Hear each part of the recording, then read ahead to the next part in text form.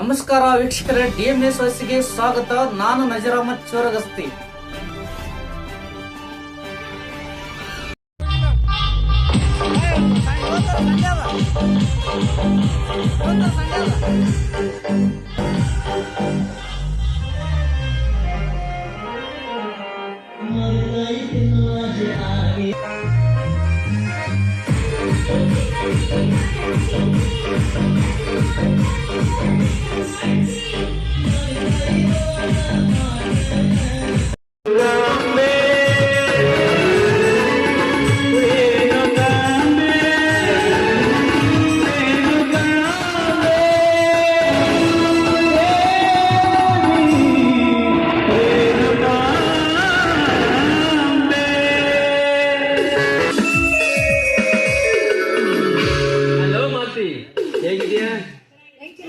First class ಆಗಿದ್ದೀನಿ ನೋಡು.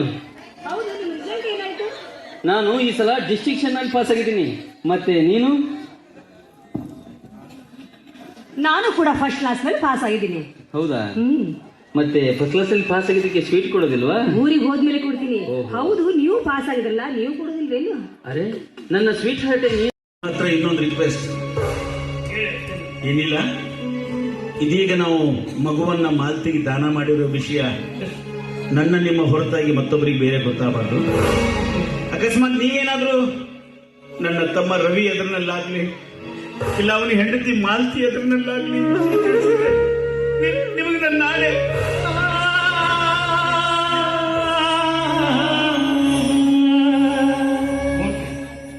ಈ ವಿಷಯ ನಮ್ಮ ಮೂವರಲ್ಲಿ ಇದನ್ನು ಯಾರಾದ್ರೂ ಹೇಳ್ಬಿಡೋದು ಶಿಸ್ತುವಿಗೆ ಹೇಳ್ತಾನೆ ಆಯ್ತಿಲ್ಲ. ಅಣ್ಣ ಏನಂದ್ರೆ ಕೇಳ್ತದ, ಅವರು ಕಾಲೇಜ್ ಕಲಿಯುವಾಗ ಯಾವ್ದೋ ಒಂದು ಹುಡುಗಿನ ಡೀಪ್ ಆಗಿ ಲವ್ ಮಾಡ್ತಾ ಇದ್ರು.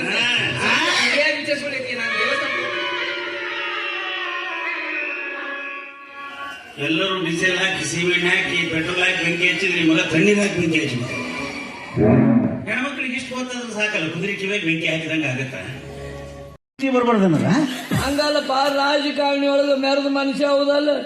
ಇವತ್ತಿನ ದಿವಸ ರಾಜಕಾರಣಿಗಳು ಸಿಕ್ಕಾಪಟ್ಟಿ ಗಳಿಸ್ಯಾರ. ಎಲ್ಲಿ ಬೇಕಲ್ಲಿ ಪ್ಲಾಟು, ದೊಡ್ಡ ದೊಡ್ಡ ಬಿಲ್ಡಿಂಗು. ಏನೋ ಗಳಿಸಿಲ್ಲ.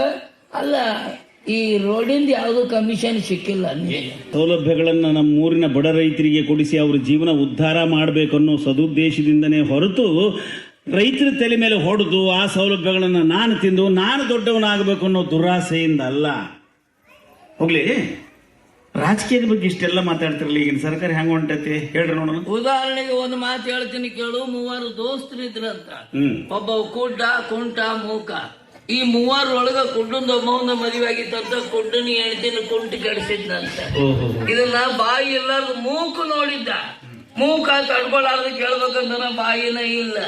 ಇನ್ನು ಸೊನ್ನಿ ಮಾಡ್ಬೇಕಂತನ ಕುಡ್ಡನ ಕಣ್ಣು ಕಾಣ್ತಿದ್ದಿಲ್ಲ. ಈ ರೀತಿ ರಾಜಕೀಯ ಆಳ್ತೀರಿ ನೀವು. ಕ್ಯಾ ಬಾತ್ ಹೈ. ಮೂರ್ತಿ ಚಿಕ್ಕದಾದರೂ ಈಗ ನಮಗೇನಿಲ್ಲ, ನನ್ನ ತಮ್ಮನ ಹೆಸರಲ್ಲಿ ಏನಿಲ್ಲ ಅಂತ ಕನ್ಯಾ ಕೊಡಕ್ ಹಿಂದೆ ಮುಂದೆ ಮಾಡಕ್ಕೆ. ನೀವು ಕನ್ಯಾ ಕೊಡಕ್ ಒಂದು ಒಪ್ರಿ. ಇವತ್ತ ನನ್ನ ಹೆಸರಿಗಿದ್ದು ಹೊಲ, ಮನಿ, ಬ್ಯಾಂಕ್ ಬ್ಯಾಲೆನ್ಸ್, ಬಂಗಾರ, ಆಸ್ತಿ ಎಲ್ಲ ನನ್ನ ತಮ್ಮನ ಹೆಸರಿಗೆ ಬಂದ್ಬಿಡ್ತೀನಿ. ಏನ್ ಮಾಡುದಪ್ಪ, ಎಲ್ಲ ದೊಡ್ಡ ದೊಡ್ಡ ಆಸೆನ ಇಟ್ಕೊಂಡು ಕುಂತಿದ್ದೀವಿ. ನೀವು ಯಾವ ಜೀವನ ಒಂದರ ಸಣ್ಣ ನೀವು ಎಲ್ಲ ದೊಡ್ಡ ದೊಡ್ಡ ಇಲ್ಲಪ್ಪ, ದೊಡ್ಡ ಶ್ರೀಮಂತರಿಗೆ ಕೊಟ್ಟಿದ್ರು. ನನ್ನ ಮಗಳು ಹಳೆಯ ಹೆಲಿಕಾಪ್ಟರ್ ಆಗಿ ತಿರುಗಾಡಿ ಅದ ಹೆಲಿಕಾಪ್ಟರ್ ನನ್ನ ಮನೆ ಮುಂದೆ ತರಬೇಕಿದ್ರು. ನೋಡು, ನಿನ್ನ ಹೆಂಡತಿ ಮಾಲ್ತಿನೂ ಚೆನ್ನಾಗಿದ್ದಾಳೆ, ಮಾಲ್ತಿ ಜನ್ಮ ಕೊಟ್ಟ ಮಗುನೂ ಚೆನ್ನಾಗಿದೆ. ಆದ್ರೆ ಇದೀಗ ನಿನ್ನತ್ತಿಗೆ ಜನ್ಮ ಕೊಟ್ಟ ದುರ್ದೈ ಕೂಸು ಮಾತ್ರ ಸತ್ತೋಯ್ತು. ಶಿಶುವೆ ಜೋಗುಳ ಮಾಡುವುದು